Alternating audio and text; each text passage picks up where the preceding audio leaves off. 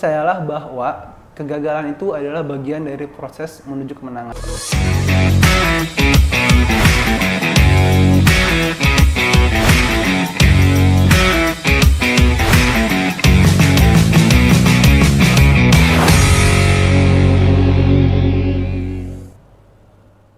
Assalamualaikum warahmatullahi wabarakatuh. Halo Sobat Fahmili, kembali lagi bersama saya Anissa Khairun Ni'mah di Fahmili Podcast. Cerita mereka, inspirasi kita. Nah teman-teman, hari ini kita kedatangan salah satu mahasiswa bahasa dan sastra Arab yang mana sebentar lagi akan wisuda ya teman-teman. Dan yang akan kita bahas di kali ini adalah karena beliau ini merupakan salah satu mahasiswa berprestasi dan baru saja pulang dari Malaysia sebagai seorang delegasi di acara Golden Youth Summit ya. Dan di acara ini lebih menariknya lagi, beliau ini berhasil memperoleh 7 penghargaan sekaligus dalam jangka waktu 4 hari teman-teman. Gimana nih, menarik banget kan? Langsung saja kita sambut narasumber kita pada hari ini ya, bersama Kak Yusra Madani. Ya, gimana Ya, Kak kabarnya nih Kak? Alhamdulillah baik Kak Nikmah.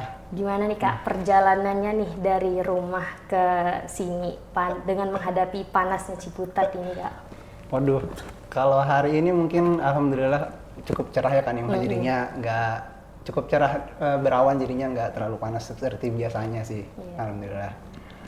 Nah Kak, kan Kakak ini merupakan seorang mahasiswa bahasa dan sastra Arab yang sebentar lagi akan wisuda ya Kak, sebagai lulusan tepat waktu gitu, dan juga sebagai seorang delegasi tingkat internasional. Boleh dong Kak ceritain nih pengalaman Kakak selama menjadi delegasi dalam acara tersebut nih Kak, gimana pengalamannya sehingga Kakak tuh bisa memperoleh 7 penghargaan sekaligus, itu luar biasa banget Kak. Jadi boleh dong Kak diceritain pengalamannya.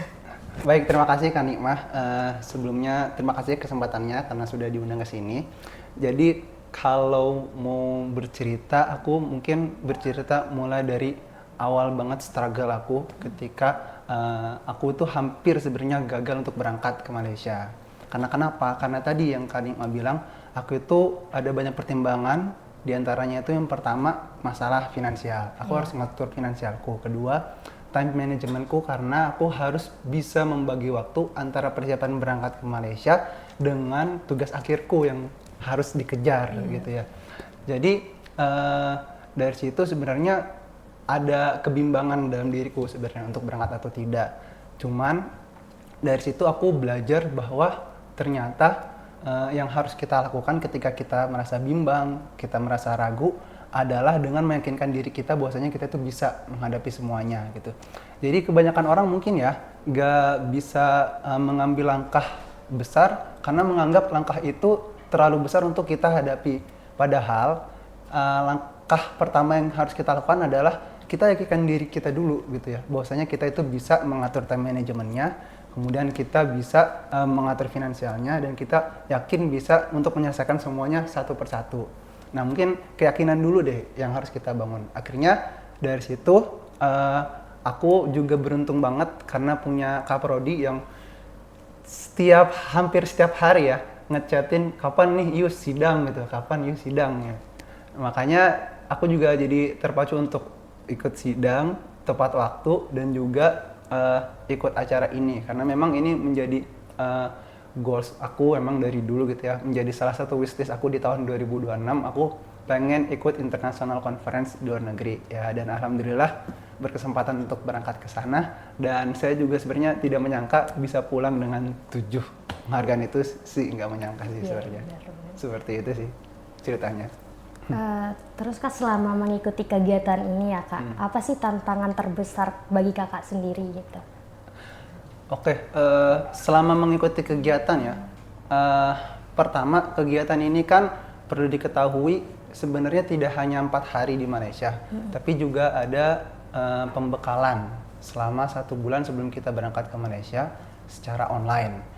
Nah, mungkin yang menjadi kendala yang aku hadapi yaitu tadi bagaimana aku harus membagi waktu aku di tengah sibuknya skripsi, bimbingan dengan dosen, tapi juga harus bisa mengikuti setiap pembekalan yang ada di sana. Yang kedua, setelah pembekalan itu kita dikasih tugas. Nah jadi kan double tuh ya, udah Iya, mau dikasih bener. pembekalan, dikasih tugas, dan tugasnya pun ternyata itu ada yang berbentuk individu, ada juga yang berbentuk kelompok. Iya. Makanya di sini aku harus bisa membagi banyak waktu banget nih, dari mulai waktu tugas ikut pembekalan, kemudian mengerjakan tugas individu, tugas kelompok, sampai tugas akhir gitu. Mungkin itu sih struggle-nya di pembagian tugas. Tapi alhamdulillah karena mungkin aku juga sudah cukup terlatih ya. Aku pernah ikut organisasi di sini Himla UIN Jakarta, dan aku alhamdulillah berkesempatan waktu itu dipercaya jadi ketua umum pertama di Himla. Jadinya sudah banyak lah yang aku pelajari tentang time management, dan disitulah aku juga belajar bagaimana caranya bagi waktu. Jadi kendalanya alhamdulillah bisa diatasi kayak gitu sih. Keren banget sih Kak. Ya. Jadi kalau selama di Malaysia sih nggak ada kendala yang terlalu sulit untuk dihadapi. Alhamdulillah gitu. Kan ini kakak mendapatkan 7 penghargaan ya Kak. Jadi Ya. boleh disebutin nggak sih Kak penghargaannya itu apa aja gitu? Oh iya, 7 penghargaan itu 2 diantaranya adalah penghargaan individu dan 5 diantaranya itu kategori kelompok. Mungkin aku sebutin yang kelompok dulu ya. Yang pertama itu kita dinobatkan sebagai most active group as the first place. Jadi ini dinilai dari keaktifan grup sepanjang kegiatan dari 4 hari itu. Kemudian yang kedua kita mendapatkan most engaging group. Most engaging group ini penilaiannya adalah ketika kita waktu itu kan ada acara yang namanya Bridging Voice dan Cultural Sharing. Jadi kita itu diminta untuk bisa berkomunikasi dengan orang asing di Twin Tower dan di Batu Cave gitu. Dan alhamdulillah kelompok kita itu yang paling bisa engaging dengan orang asing tersebut. Kita alhamdulillah berkesempatan untuk sharing tentang kebudayaan Indonesia dengan orang Bangladesh. Bahkan saking asiknya kita ngobrol gitu, kita sampai dipanggilin sama panitia untuk pulang gitu ya. Kalau misalkan nggak dipanggilin sama panitia, kita masih bisa lanjut tuh ngobrolnya. Bahkan saking asiknya kita ngobrol itu sama orang Bangladesh, kita sampai bertukar nomor telepon. Selain bertukar ini ya, dokumentasi kayak gitu. Dan ketika di Twin Tower sudah selesai, kita juga diberi tugas untuk sharing culture lagi. Sharing culture ini maksudnya sharing kebudayaan Indonesia ke orang-orang asing yang ada di Batu Cave. Kita alhamdulillah berkesempatan untuk sharing kebudayaan Indonesia di Batu Cave itu bersama orang Perancis waktu itu.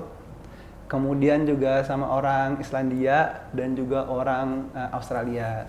Dan alhamdulillah gitu ya, dari kegiatan itu kita dinobatkan sebagai most engaging group karena kita yang dinilai bisa paling engage sama orang-orang asing kayak gitu, bisa paling asik lah gitu. Gitu ya. Jadi ada yang kedua most engaging group. Yang ketiga itu kategori best presentation slides. Jadi di acara ini tuh ada program namanya SDGs Presentation Project, yang dimana kita mempresentasikan project SDGs, kemudian dinilai langsung oleh akademisi dari AIUM Malaysia itu. Nah, dan alhamdulillah kita mendapatkan kategori best presentation slide gitu ya, karena slide kita itu yang paling rapih dinilai sama mereka, paling rapih dan yang paling bisa menggambarkan apa yang dimaksud oleh paper kita gitu ya.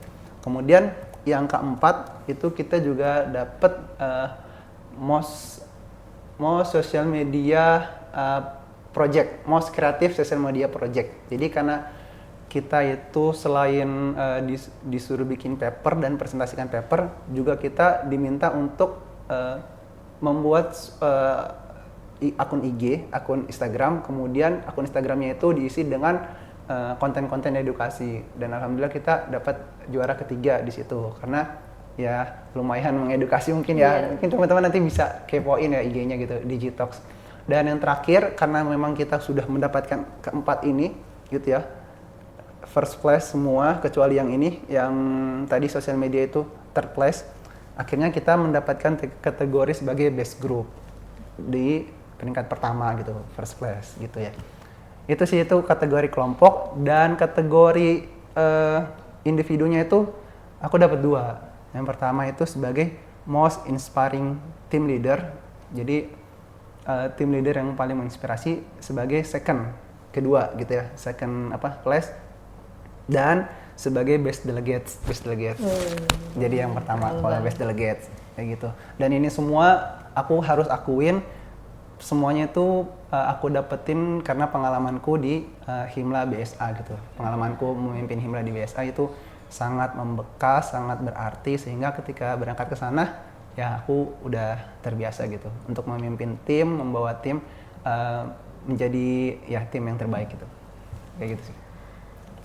Ya, gini lagi nih Kak, boleh nanya lagi nggak Ya, Kak? silakan. Jadi Tanya sampai nggak penasaran. Kakak kan menjadi delegasi ini di saat-saat semester akhir ya Kak. Iya, ya? betul banget. Gitu, dimana Kakak Iya. juga lagi mempersiapkan skripsi segala macam Iya, ya kan benar Kak. banget, betul. Nah, boleh dong Kak kasih sarannya nih. Soalnya Oke. kan sebagai seorang mahasiswa bahasa dan sastra Arab yang paling ditakuti itu lulus nggak tepat pada waktunya gitu Betul, nih Kak. oke, Jadi betul. gimana nih biar kita tuh bisa lulus tepat waktu, tapi juga mendapatkan pencapaian-pencapaian yang luar biasa seperti yang Kakak capai nih saat ini gitu. Oke.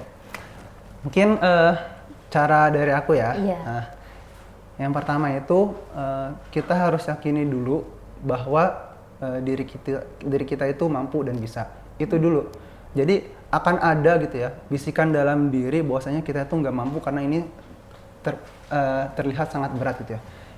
Hal pertama yang harus kita lakukan adalah mengafirmasi diri bahwasanya kita tuh mampu. Yang kedua, berani untuk melangkah walaupun langkahnya kecil-kecil gitu ya. Jadi memang kita untuk melangkah mendapatkan suatu achievement yang besar itu perlu langkah-langkah kecil yang nggak harus terlalu besar tapi yang penting nyata gitu ya. Contohnya itu hari ini kita selesaikan bab 1. Udah nggak apa-apa, nggak harus hari ini tuh selesai bab 1 sampai bab 3 misalkan. Tapi yang penting itu nyata dan kita selesai. Dan kita setelah selesai itu saatnya kita mengapresiasi diri.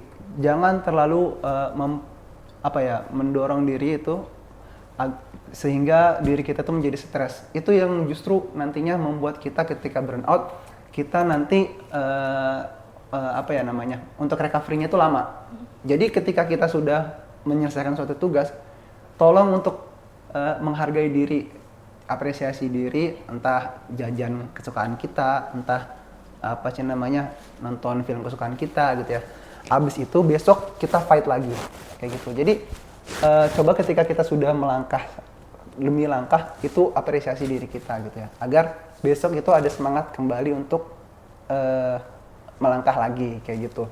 Tapi jangan sampai terlena ya, mungkin yang kebanyakan mungkin terlena gitu ya, karena udah selesai bab 1, mentang-mentang selesai bab 1 nanti di bab selanjutnya nonton film, kasihkan nonton film sampai lupa gitu ya. Itu juga harus dihindari sih kayak gitu. Kemudian mungkin yang harus kita yakini juga dan aku apresiasi juga sebenarnya, sekarang itu kan di BSA UIN Jakarta sendiri sudah ada banyak perubahan gitu ya. Yang dulunya itu mahasiswa itu sulit banget untuk lulus tepat waktu gitu ya. Sekarang kan sudah dipermudah gitu sistemnya, sehingga banyak juga kok teman-teman aku yang semester 7 udah selesai, semester 8 apalagi gitu ya. Jadi keyakinan bahwa mahasiswa BSA itu susah lulus tepat waktu itu harus sudah dihilangkan gitu ya, karena itu udah keyakinan yang cukup usang menurutku kayak gitu. Dan yang terakhir sih, kalau misalkan teman-teman punya banyak kesibukan, coba di manage waktunya gitu ya. Jadi biar nggak tabrakan, biar teman-teman juga tahu harus melakukan apa gitu ya. Setiap hari itu, kalau aku ya caranya Kak, ditulis gitu setiap hari apa yang mau aku lakukan hari ini. Setiap habis sholat subuh, pokoknya aku tulis apa yang mau aku lakukan. Jadi hari itu aku tahu apa yang harus aku lakukan, jadi aku checklist. Dan ketika hari itu ada sesuatu yang nggak tercapai, itu pindah ke hari esok dan itu menjadi prioritas gitu ya. Harus menjadi prioritas, diselesaikan segera kayak gitu. Kayak gitu sih cara dari aku sih. Gitu. Berarti emang harus benar-benar terstruktur gitu ya Kak dari Betul. awal, dan sekecil apapun penghargaan yang kita dapati itu harus diapresiasi dari diri kita sendiri ya Kak. Betul banget, betul banget. Terus ini nih Kak, selama Kakak menjadi mahasiswa bahasa dan sastra Arab ini ya Kak, apa sih momen yang paling berkesan bagi diri Kakak nih selama menjadi mahasiswa bahasa dan sastra Arab nih? Oke, momen yang paling berkesan menurutku itu ketika yang pertama aku menjadi duta Fakultas Adab dan Humaniora ketika semester 1. Itu udah jadi duta, langsung jadi duta fakultas. Dan itu sebenarnya kalau aku mau flashback, ketika itu aku beneran sakit-sakitan gitu ya, capek banget gitu ya. Tapi setelah aku menyadari, ternyata itulah salah satu momen yang paling berharga, karena itu menjadi tonggak pertama aku bisa membaca, men-screening aktivisme mahasiswa itu seperti apa gitu ya. Jadi aku tahu bagaimana cara birokrasi, aku tahu bagaimana cara bicara dengan dosen, bicara dengan dekan, bicara dengan kakak kelas, bicara dengan mitra yang mau kita kerjasama, itu aku jadi tahu gitu. Nah, akhirnya dari situ aku berlanjut di semester 3 gitu ya. Ini juga salah satu yang paling berkesan gitu ya, adalah ketika aku dipercaya untuk menjadi ketua umum pertama Himla UIN Jakarta. Mungkin bagi teman-teman yang belum tahu Himla UIN Jakarta adalah suatu klub yang fokus di bidang peningkatan bahasa dan sastra Arab, baik di akademik maupun non akademik gitu ya, kayak gitu. Singkatannya Halaqah Ilmiah di Muhibbil Lughatil Arabiyyah, kayak gitu. Nah itu dua hal yang paling berkesan, dua hal yang paling membentuk diriku sampai saat ini, itu dua hal itu sih. Gitu. Ini saya nanya buat diri saya sendiri nih ya. Oke. Buat kan sebagai seorang mahasiswa ya, gimana sih biar kita tuh keluar dari yang namanya rasa takut gitu ya Kak. Soalnya saya sendiri nih ya Kak, juga kalau mau mengikuti lomba atau apa gitu segala macam tuh masih ada rasa ketakutan tersendiri gitu dari diri. Kayak mungkin ntar gimana kalau salah, gimana nih kalau misalkan nggak menang, gimana kalau misalkan amburadul nih nggak terjadi sesuai apa yang saya pikirkan gitu. Gimana nih Kak biar keluar dari rasa ketakutan itu tersendiri gitu, karena kan melihat dari kakaknya juga banyak banget prestasi yang udah kakak raih, yang mana semester 1 itu aja udah menjadi duta fakultas ya, itu tuh luar biasa banget. Saya aja semester 1 masih abal-abal gitu Kak. Boleh dong Kak dikasih nih Kak, gimana nih biar keluar dari zona nyaman, biar nggak takut gitu menghadapi segala macam. Oh iya, mungkin yang pertama, lagi-lagi ya aku balik lagi ke hal yang klise banget, cuman memang ini yang menjadi pondasiku. Aku meyakini bahwa diri aku tuh bisa gitu ya. Afirmasi diri itu penting banget untuk ya membangun diri kita, karena gini, karena ketika kita berhasil mengafirmasi diri, sejatinya itu kita berhasil untuk membentuk diri kita mau jadi apa gitu ya. Nah, langkah pertama itu afirmasi diri bahwa kita itu bisa, kita berani, kita akan berhasil, dan ya kita bisa melewati semuanya dengan baik. Terus yang kedua, sebenarnya ketika kita mau ikut lomba ya, gitu ya, hal pertama yang harus kita lakukan itu adalah mempersiapkan diri dengan baik. Ketika kita udah siap, kadang itu juga ada orang yang masih ragu untuk ikut karena takut gagal gitu ya. Percayalah bahwa kegagalan itu adalah bagian dari proses menuju kemenangan. Mungkin ini klise ya, tapi itulah yang terjadi gitu. Aku sebelum bisa berdiri di sini gitu ya, udah banyak kegagalan yang aku dapati, mungkin lebih dari 10 kali mungkin ya. Aku udah banyak banget ikut lomba gitu ya, lebih dari 10 kali, dan itu gagal semua gitu ya. Dan yang berhasil ya nggak nyampe 10 mungkin, kalau bisa dihitung ya, kayak gitu. Ya, jadi teman-teman kalau mau menjadi orang yang sukses, menjadi orang yang berhasil, itu memang harus ada kerja kerasnya. Kerja kerasnya apa tadi? Pertama, meyakinkan diri dulu bahwasanya teman-teman itu bisa. Aku yakin itu nggak mudah, tapi percayalah ketika kita terus mengafirmasi diri, itu akan bisa. Kemudian langkah selanjutnya mempersiapkan diri, dan yang terakhir mulailah langkah pertama. Itu penting banget. Mulailah langkah pertama walaupun langkah kita itu gemetar. Pasti ada keraguan, itu pasti banget. Aku sendiri pas berangkat ke Malaysia kemarin tuh masih banyak keraguan gitu ya. Tapi ternyata ketika udah dijalanin, biarlah nanti Allah sendiri yang meyakinkan kita ini jalannya tuh seperti ini. Aku mengibaratkan gini ya, ketika aku masuk ke satu kompetisi ini, aku seperti membuka pintu yang sebenarnya aku tuh nggak tahu ini isinya apa gitu ya. Tapi aku tahu ini pintu bakal mengantarkanku ke suatu tempat yang bagus. Tapi aku nggak tahu nih caranya kayak gimana gitu ya. Nanti ketika sampai ke tempat yang bagusnya itu caranya gimana gitu ya. Ketika aku buka pintu itu, walaupun langkahku gemetar karena gelap gitu ya, nggak kelihatan.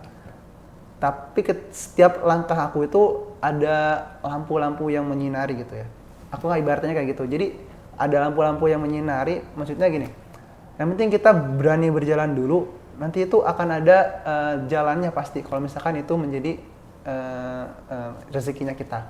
Pun ketika itu bukan rezekinya kita, setidaknya kita belajar daripada kita tidak mencoba sama sekali. Kayak gitu sih. Itu bedanya sama orang yang nggak mencoba sama sekali. Gitu.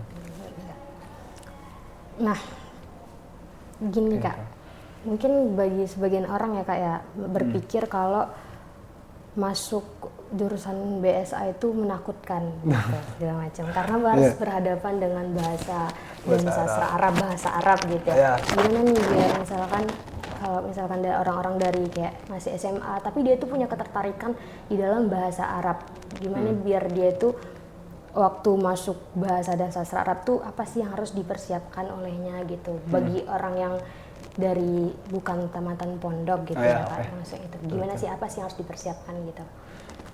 Oke, jadi kalau menurut aku ya, pertama khususnya buat yang bukan tamatan pondok gitu ya, hal yang dipersiapkan itu yang pertama mental, bahwasanya kita tuh beneran siap untuk belajar bahasa Arab. Kedua, teman-teman harus meyakini bahwa bahasa Arab itu tidak semenakutkan itu gitu ya. Aku ketika semester 1 itu pernah dikasih tahu gitu ya sama Pak Ali Bahar, itu dosen pertama yang ngajarin aku di kelas gitu ya. Pertemuan pertama semester 1 aku masih ingat banget. Beliau bilang al-lughah al-arabiyah al-lughah as-sahlah wal jamilah. Faman qal annaha lughah as-su'abah fa innahu lam ta'rif lughatal arabiyyah. Kayak gitu. Artinya bahasa Arab adalah bahasa yang mudah dan indah. Maka barang siapa yang mengatakan bahwasanya bahasa Arab itu adalah bahasa yang susah, sesungguhnya dia tuh nggak tahu esensinya bahasa Arab itu apa. Dia tuh belum tahu apa itu bahasa Arab, gitu. Jadi yang teman-teman harus lakukan adalah memasang mindset bahwasanya bahasa Arab itu nggak sulit kok, kayak gitu. Bahasa Arab itu mudah, kayak gitu. Dan kalau ditanya persiapan yang apa sih namanya, yang lebih teknisnya itu seperti apa?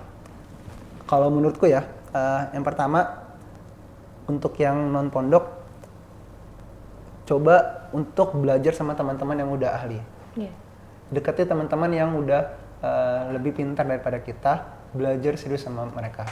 Karena itulah yang dilakukan oleh teman-temanku waktu itu ya. Ketika aku sekelas, ada teman yang lulusan SMA itu ngedeketin salah satunya aku, kemudian teman-teman yang lain yang ahli itu bener-bener, sehingga dia bisa mengejar. Kemudian yang kedua, saran dari aku, ini beneran saran dari aku banget gitu ya, teman-teman bisa masuk Himla UIN Jakarta gitu ya.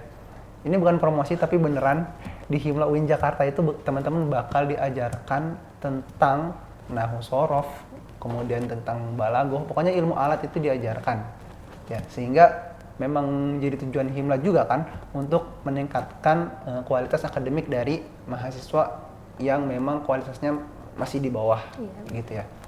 Jadi gitu teman-teman, bertanya kepada teman-teman yang sudah mapan gitu ya keilmuannya, kemudian masuk Himla untuk belajar, untuk mendapatkan lingkungan yang suportif untuk meningkatkan bahasa Arabnya. Dan yang terakhir, jangan malu untuk bertanya kepada dosen gitu ya, karena sejatinya dosen itu menjadi fasilitas untuk kita bertanya gitu ya. Hal yang mungkin ya teman-teman salah kaprah gitu ya, melihat dosen itu terlalu sibuk sehingga kita nggak enak untuk menanya.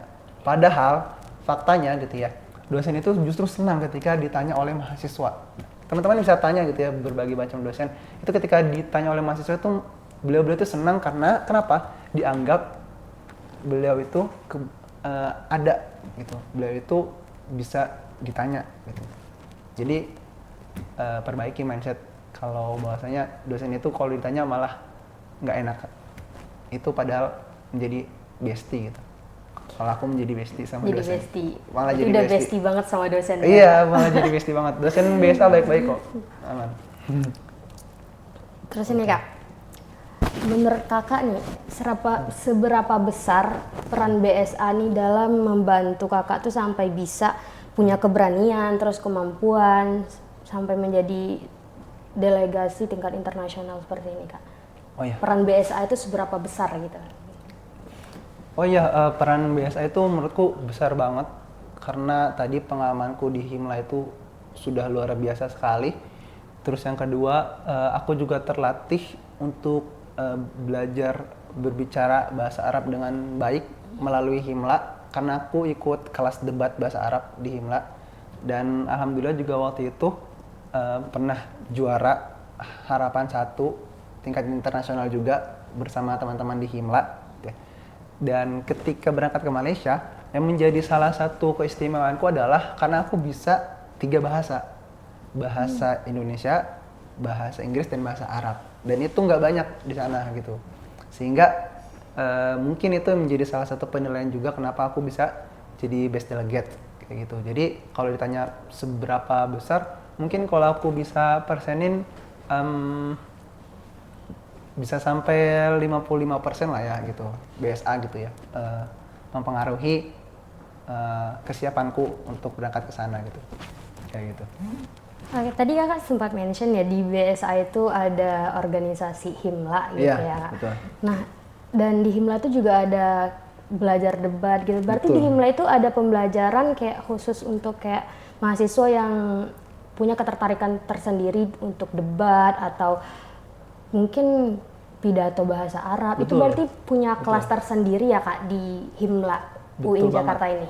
Betul banget. Jadi bagi teman-teman yang baru mau belajar tentang skill bahasa Arab, mulai dari public speaking, kemudian debating, bahkan broadcasting gitu ya, atau juga poetry gitu ya, pembacaan apa sih namanya, puisi, atau kita bilang dalam bahasa Arab qiraatus syair, dan bahkan kaligrafi, itu bisa banget ikut Himla UIN Jakarta karena semuanya itu difasilitasi oleh BSA melalui Himla UIN Jakarta itu kayak gitu. Jadi ya jangan khawatir teman-teman yang mau berprestasi misalkan di bidang bahasa Arab tapi bingung gitu ya mau kemana gitu ya, saranku ikut Himla UIN Jakarta karena aku bener-bener ya aku nggak ngada-ngada, aku belajar debat bahasa Arab itu beneran dari nol, nggak ada sama sekali basic dari pondok. Aku belajar dari nol itu di Himla sampai bisa juara. Jadi from zero to hero with Himla UIN Jakarta gitu.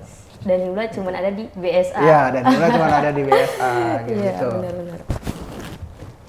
Kemampuan Kakak dalam berbahasa Arab gitu ya Kak. Terus public speaking dan berkompetisi sebelum ke Malaysia itu Kak. Berarti itu benar-benar menjadi bekal penting tersendiri ya Kak buat Kakak untuk kesana gitu. Betul banget ya, itu menjadi bekal aku dan aku bersyukur pernah ya berproses di sini sehingga ketika cuma dikasih waktu yang relatif singkat persiapannya itu aku sudah siap karena sudah ditempa di sini kayak gitu. Keren banget Luar sih. biasa emang. Luar BSA. biasa. Ya. Nah, kalau misalnya nih Kak, aku nih mahasiswa BSA itu mau aktif dan memanfaatkan kesempatan yang ada itu kira-kira tuh kemampuan seperti apa sih yang mereka bisa kembangkan gitu? Untuk ini, untuk sebagai mahasiswa bahasa dan sastra Arab ini, kemampuan apa yang harus mereka miliki gitu Kak? Oh iya, kalau menjadi mahasiswa bahasa dan sastra Arab gitu ya, dan ini sebenarnya menjadi mahasiswa umum dulu ya, mahasiswa pada umumnya, Pertama, teman-teman itu harus punya kemampuan komunikasi yang baik, gitu ya. Benar. Baik kepada sesama ataupun kepada kakak kelas dan juga dosen, gitu ya. Mungkin teman-teman yang sebagian teman-teman ya aku dengar gitu agak risih kalau misalkan harus berkomunikasi dengan kakak kelas, terasa terlalu terlalu senioritas lah gitu ya. Tapi percaya atau tidak percaya, kita itu bisa berkembang karena kita juga banyak bertanya kepada kakak kelas. Karena kakak kelas itu memiliki pengetahuan yang lebih fresh gitu ya ketimbang dosen-dosen itu. Aku jujur karena ketika banyak kasus yang aku tanyakan ke dosen itu terlampau jauh untuk aku pahami. Tapi ketika kakak kelas, aku bisa lebih memahami dan bisa mengaplikasikan dalam kehidupan kayak gitu. Yang kedua, ketika udah bisa berkomunikasi baik dengan kakak kelas, harus bisa berkomunikasi baik dengan dosen. Karena lagi-lagi ya, dosen itu menjadi fasilitas kita dan sayang kalau misalkan kita gak dekat sama dosen gitu ya. Dan ya itu, jadi lebih ke komunikasi. Kemudian kedua, teman-teman itu harus punya skill untuk membranding diri menurutku ya. Karena ketika teman-teman sudah menjadi mahasiswa, itu saatnya teman-teman itu show up apa yang teman-teman bisa gitu ya. Dan teman-teman harus punya satu keahlian yang benar-benar teman-teman geluti, minimal satu ya. Agar orang itu bisa mengenal teman-teman itu sebagai apa.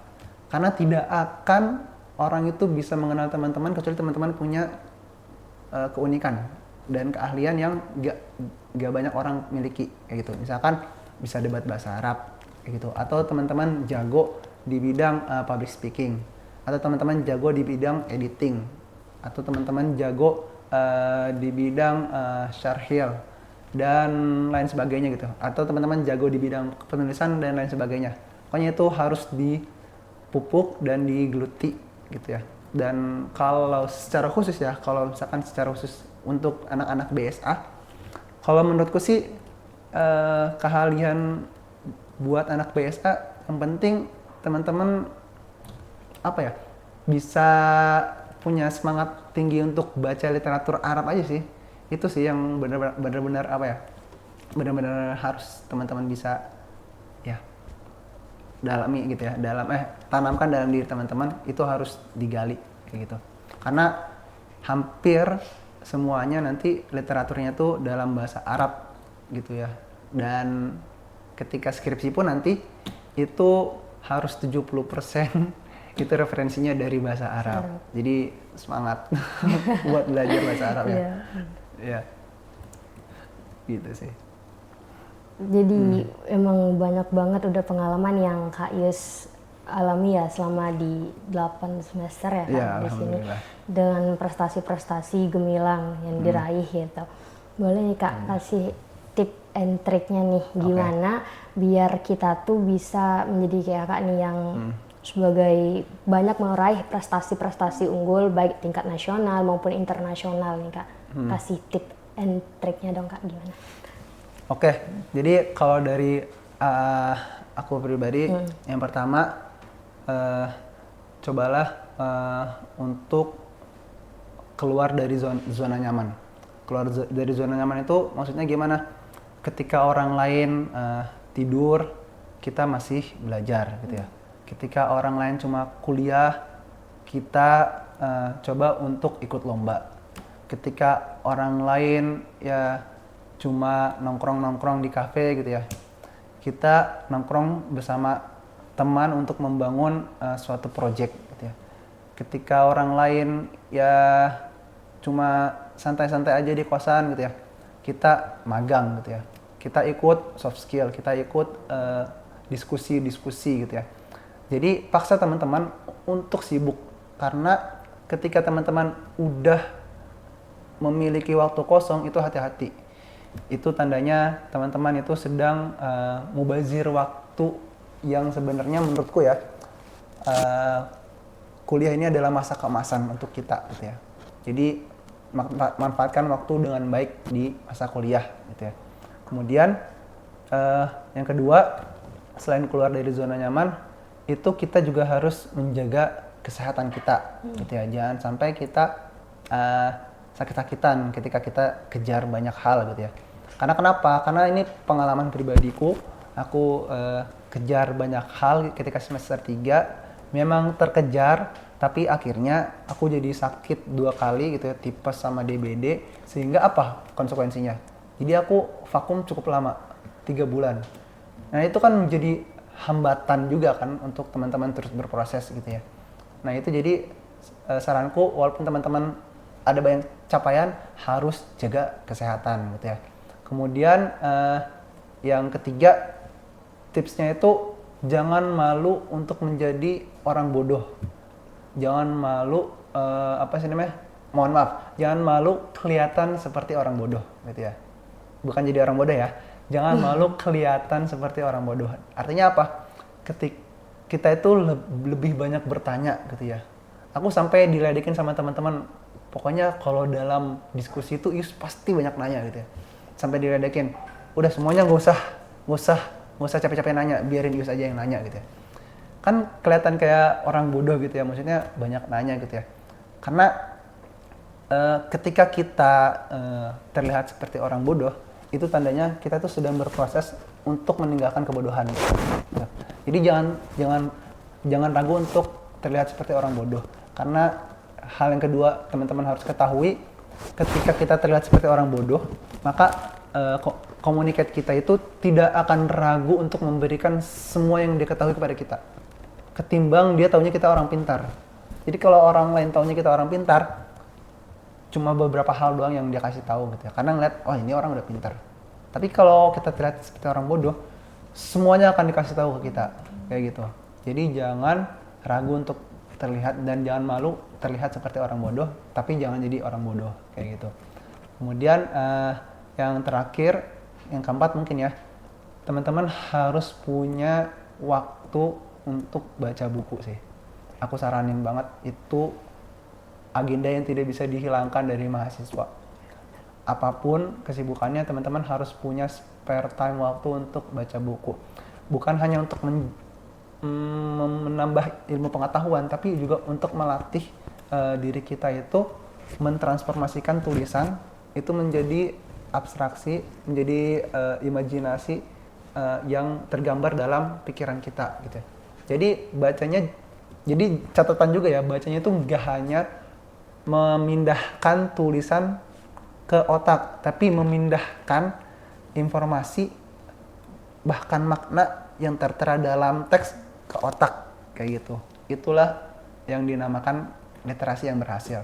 Dan jangan lupa untuk, saran dari aku ya, untuk ditulis, kayak gitu. Karena ketika kita berhasil untuk menulis, tandanya ketika berhasil ya untuk menulis, tandanya kita benar-benar paham apa yang sudah kita baca, kayak gitu. Atau minimal kalau misalkan teman-teman malas untuk nulis, teman-teman bisa menceritakan ulang, gitu ya, ke depan kamera kah, atau ke teman kah, gitu ya, atau ya ke diri sendiri, gitu ya, dengan rekaman sendiri. Nah itu trik-trik dari aku sih biar bisa, gitu. Satu lagi nih Kak, terakhir nih sebelum menutup pembicaraan kita pada hari ini ya Kak. Boleh dong kasih satu quotes yang paling berkesan buat Kakak, yang maksudnya itu paling mendidik pura gitu. Satu quotes saja. Satu quotes? Iya. Oh, sebenarnya ini quotes yang aku bikin sendiri ya, ketika lagi aku mudabir, dan ini menjadi peganganku. Jadi satu quotes-nya itu al-ayyamu al-atiyah tu'lamu bima ta'malul yaum. Artinya hari-hari, nasibmu di hari-hari yang akan datang dapat diketahui dari apa yang kamu lakukan di hari ini. Kalau hari ini kamu berbuat baik, maka nasibmu di masa depan akan baik pula. Tapi kalau hari ini kamu banyak santai, kamu banyak berbuat jahat, kamu banyak berbuat yang tidak berguna, gitu ya, yang tidak bermakna, maka seperti itu pula lah kamu nanti di masa depan, gitu ya. Jadi persiapkanlah masa depanmu itu di hari ini, dan aku rasa di waktu kuliah ini menjadi masa yang paling emas untuk mempersiapkan masa depan. Gitu. Gitu ya. Iya. Quotes yang sangat bagus sekali ya teman-teman sekalian. Nggak kerasa nih teman-teman, kita udah sampai nih di penghujung obrolan. Banyak banget tentunya cerita dan insight yang menarik banget yang kita dapat hari ini dari kakak kita, Kak Yus Ramadhani tersebut. Terima kasih banyak ya kami ucapkan kepada Kak Yus Ramadhani yang mana telah mau untuk berbagi pengalaman dan cerita kepada kita semua tentunya tentang prestasi-prestasi yang diraihnya dan juga tentang pengalamannya selama di bahasa dan sastra Arab. Semoga obrolan kita hari ini bukan cuma jadi hiburan tapi juga sesuatu yang bisa kita bawa pulang. Ada sesuatu yang bisa kita bawa pulang untuk di kemudian hari menjadi bekal bagi kita sendiri gitu. Bersama saya An-Nisa Khairun Ni'mah. Mungkin cukup sekian yang dapat kami sampaikan. Akhirul kalam, wallahul muwaffiq ila aqwamit thariq. Wassalamualaikum warahmatullahi wabarakatuh.